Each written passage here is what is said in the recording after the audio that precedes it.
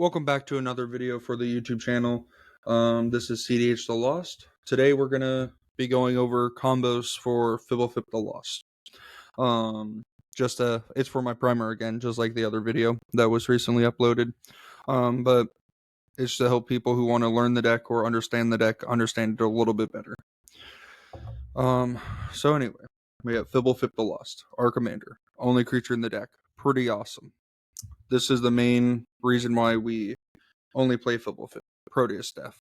3 mana artifact, 3 mana tap it, put target creature on the bottom of your library in any order, reveal until you hit a creature.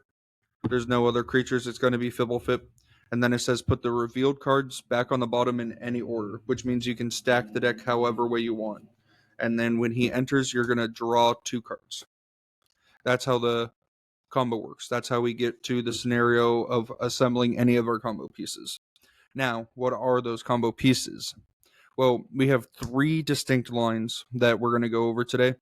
We have, let me move these out of the way real quick, the extra turn lines.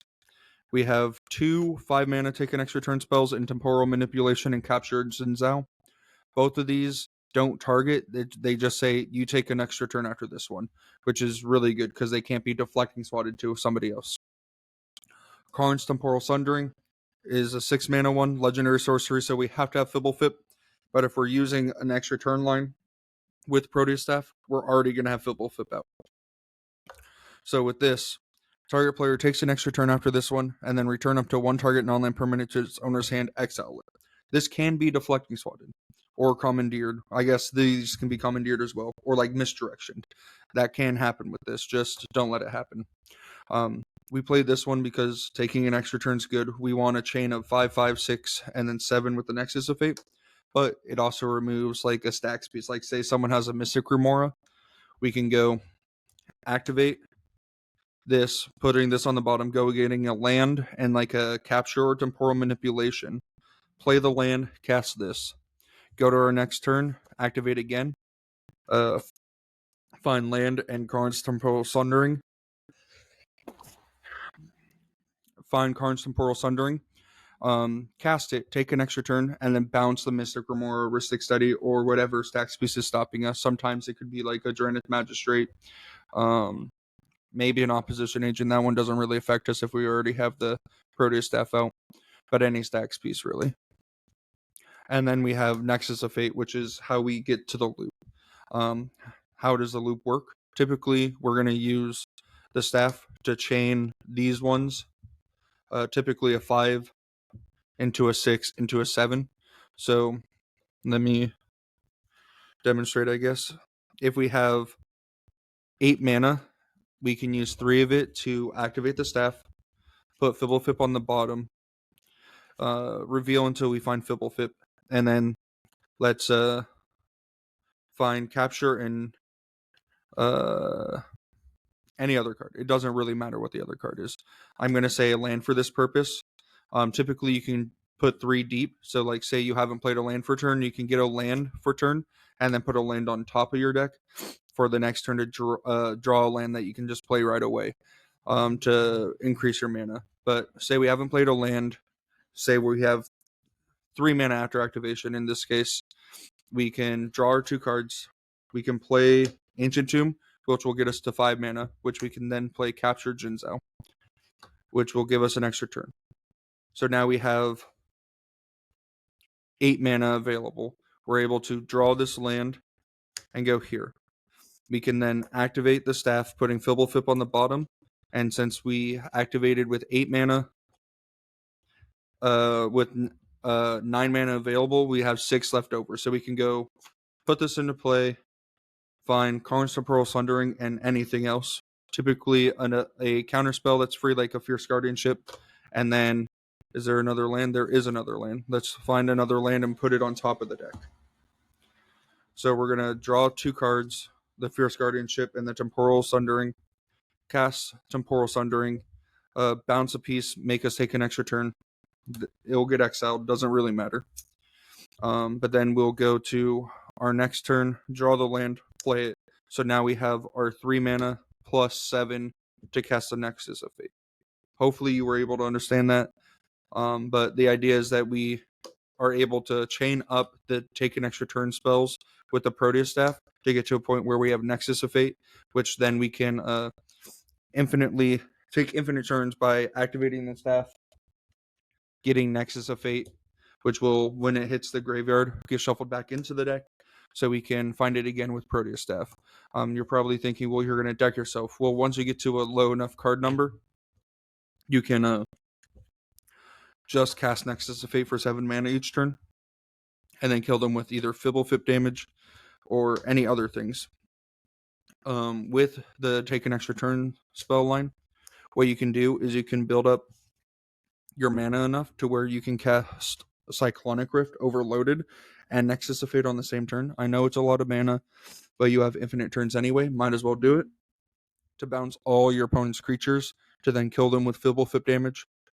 Or we have Codex Shredder. If there's a reason we can't cast Cyclonic Rift, we can cast a Codex Shredder, and then with the infinite turns, mill our opponents out, and then pass the turn to them and they'll die. So that's a take an extra turn pile. It's like the simplest one to understand. You just use staff to go find your extra turn spells, cast them until you have enough mana to cast Nexus of Fate. Our next pile is going to be Isochron Scepter Dramatic Reversal. This one is also pretty easy to understand. If we have 4 mana after Proteus Staff, we can literally activate it and then go find Isochron Dramatic Reversal. Cast the Isochron, imprinting the Dramatic Reversal, activate it, untap everything. If we have 3 or more mana from non-land permanents, we create infinite mana. If one of them's blue, we can activate the staff infinite times to find whatever we need, whether it's Codex Shredder or Aetherflux Reservoir to either mill the table out or gain infinite life and kill the table. Those are all options that we have to our disposal. It's like A plus B combo is only A plus B combo in the deck. It can be good. Sometimes it doesn't do enough, but that's what we have there. The next one is the most complicated. I'm the only Fblthp player currently playing it. I think it is reasonable to play though. It's going to be the Mystic Forge, Aetherflux Reservoir, Senses Defining Top combo. This one's going to take a lot longer to explain than the other ones. Okay, so, the Mystic Forge here says you can look at the top card of your library at any time. You may cast artifact spells and colorless spells from the top of your library. Tap it, pay 1 life. Exile the top card of your library. So, it allows us to play artifacts from the top of our library. Aetherflux Reservoir. We know what this does. Whenever you cast a spell, you gain 1 life for each spell you've cast this turn. Pay 50 life. Aetherflux Reservoir deals 50 damage to any target. Simple. We're going to use this to end up killing the table. Then we have Helm of Awakening. Spells cost 1 less to cast. That's for everyone. Every spell will cost 1 less to cast. Then we have Sensei's Divining Top. We use this with the Mystic Forge and Helm to be able to cast this for free. Then we can draw a card, putting it on top of our library, which, let me move these real quick. This is our library. We'll tap it, draw a card, put this on top. The Mystic Forge is going to allow us to cast the Sensei's Divining Top, gaining us life off of the Aetherflux Reservoir. We can then tap it again to draw a card, put it back on top. We can then cast it again and repeat this loop, gaining a bunch of life with Aetherflux Reservoir. It'll be 1, 2, 3, 4, and it'll keep on going up from there in order to kill the table with the Aetherflux Reservoir. Now, how does the pile work? This is the hard part when it comes to explaining how it works. Okay, let's say we have 2 mana available after we activate the staff.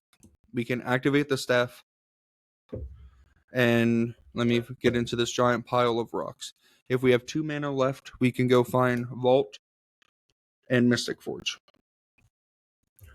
and then draw these cards. But we have to, and then we can use 1 of the mana for the Mana Vault, and then 3 plus 1 is 4 for the Mystic Forge. Now we have to stack the top of our deck with a bunch of mana positive rocks, to the point where we can go like rock, rock, rock, rock, cast Helm, cast Soul Ring for free, cast Grim Monolith, which will then let us cast the Aetherflux Reservoir, and then the top afterwards, since they cost one less because of the Helm of Awakening. So this pile takes a whole lot to set up, because you have to, after the activation, be able to get 4 mana and then a bunch of rocks afterwards in order to cast Helm, and then get enough mana for Aetherflux Reservoir to win the game. You might say, isn't that too many cards to set up a pile? It's not that bad, because all the cards that you need to set up, you're already going to play anyway, because they're an artifact deck that needs mana. None of them are like super special. But that's how you set up the Mystic Forge line. It's typically the line you go for the most, because the Dramatic Reversal, you have to cast a ton of spells. I guess this, you also have to cast a ton of spells, but it's the one I typically go for, I guess is a better way to phrase it, because it's the coolest line, in my opinion. And I came up with the line, so I like going for it. Now, we have an entire stack of cards here that are just for like the Proteus staff, essentially, that we're going to go through. Lion's Eye Diamond, terrible card in this deck, but it gives us a little bit of reach. Like, we can sacrifice the Lion's Eye Diamond to activate it, or we can activate it holding priority, sacrifice it to have 3 additional mana in order to like go through the Mystic Forge loop. Because then if we do this, we can literally go get like a Soul Ring in this in order to stack the deck, or countless other things like the take an extra turn spell ones. We can use this as well. That's why we're on Lion's Eye Diamond, just for the little bit of extra reach, because sometimes we just need to be able to get 3 extra mana for free, and we don't really care if we lose our hand if we're winning the game. Then we're on Pact and Negation Fierce. This is for the take an extra turn piles. Typically, if you already played a land for turn, you can just go take an extra turn Fierce, and then put a land on top as your 3rd card. So this would be the top of your pile. And then you'll draw these 2, take an extra turn with protection, and then you have a land for your next turn. Is why I put these here. Or if in this pile we have like Gush, which we're about to talk about, but if we're going for a Gush line, we can use Gush to go find backup, plus like the Dramatic Scepter combo, because we can stack our deck like Gush, Fierce Guardianship, Dramatic Reversal, Isochron, and then when we draw 2 cards, we'll draw Gush, Fierce. We can cast the Gush, drawing these 2, and then we have a protected win here. Or we can do that with the Mystic Forge line if we have a ton of extra mana. That's why we have the counter spells in this pile. All right, let me move these to make the board clear now. Next is Gush. It allows us to dig a card deeper most of the time. Like if we need a 3-card pile, that's where Gush comes in. We are only on 8 or 9 islands. I think 8 basics and then Mystic Sanctuary. So it is a little hard to make sure Gush is turned on, but we're on every fetch under the moon. And then obviously when you're assembling your piles, if you don't have 2 islands, you're not going to go for Gush. Yeah. So it just makes it so we can go 3 cards deep instead of 2. Next we have Arcane Laboratory. This is a non-bow, if I'm being real with you guys. Because if we're going for the Mystic Forge line, we can't do it because it's a rule law. It's just a straight up rule law. So that's a non-bow. And then if we go for Isochron Scepter, if we read Scepter here, it says you may play the copy without paying its mana cost, which means you have to cast the card. And you can't do that with the Arcane Laboratory. So it's like a non-bow, but it works really well with our extra turn spells, and it slows down the game to the point where we can get enough mana to activate our staff plus the extra turn spells. So I do think it's a necessary evil sometimes. And this was in for Mardu Summer, Turbo Summer, whatever we want to call it, which we're currently in at the current format. But I think there's going to be a wild swing at this weekend at CDH 14, I think it is. And it's going to go back to like either hard control or mid range because people are going to over adjust to how turbo the meta was last. But that's why we're on it. You don't need to be on it realistically. I might even cut it for the tournament. I am still deciding on what my final list is going to be for it. If I cut it, you'll see it in the deck list. Yeah.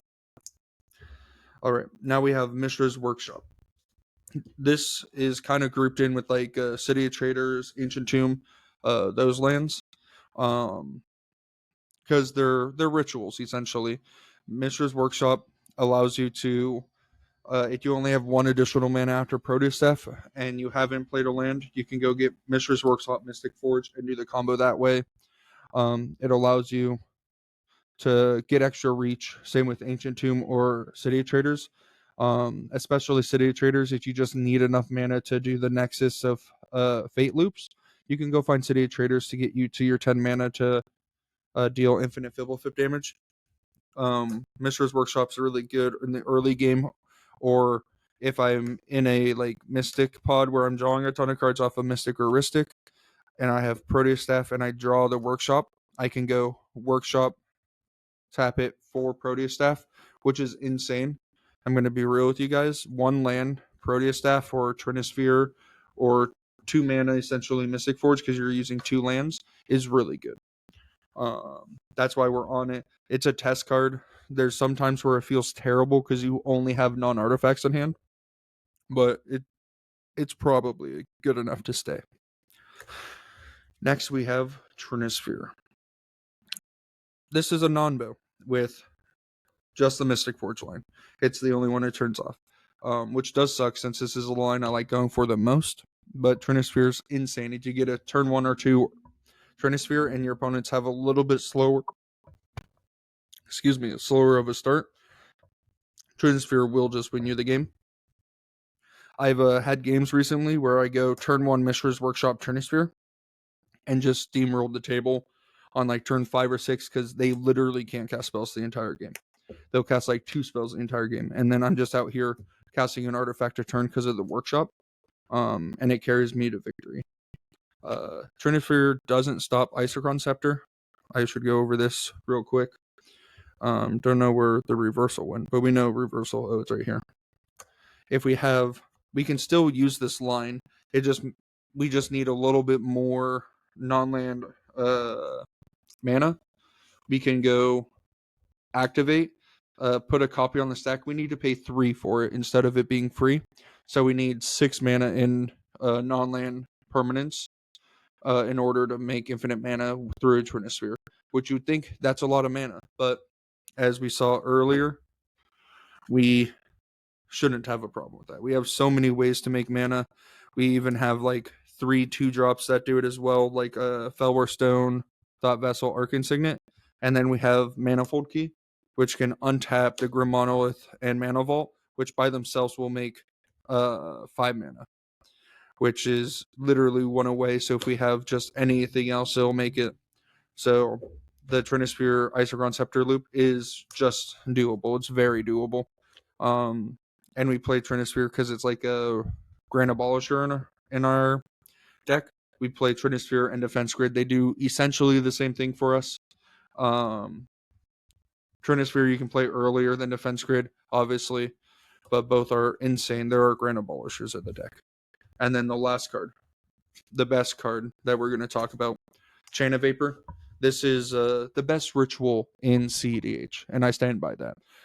There's times when we activate the Proteus Staff and we have a ton of rocks out.